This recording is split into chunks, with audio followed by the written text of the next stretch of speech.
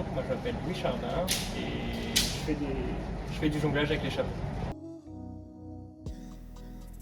Je n'étais pas forcément le plus athlète et pas forcément le plus dégourdi avec mon corps. On m'a présenté des chapeaux pour essayer et en fait j'ai pas lâché ça. J'ai commencé en 2015.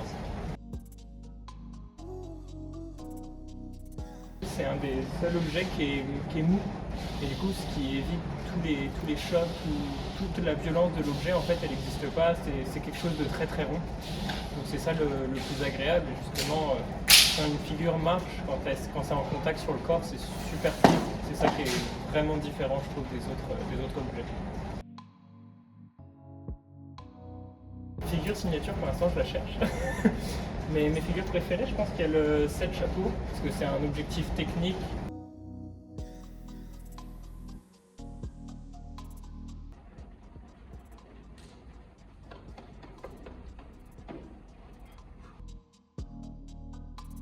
C'est une des disciplines de cirque où, peu importe comment on est, je pense qu'on peut vraiment tous arriver à un très très bon niveau.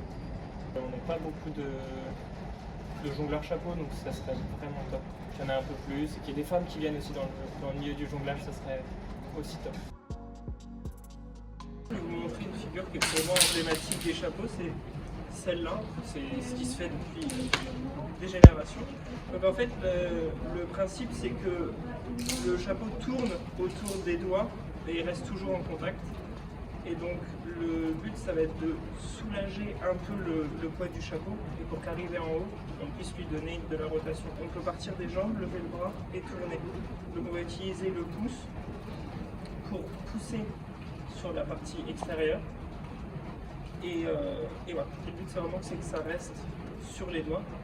Et pour l'accompagner, on va l'accompagner aussi dans la descente parce que si on reste que vers le haut, on perd le contact. Et après on peut pousser dans un sens et dans l'autre. Et donc voilà.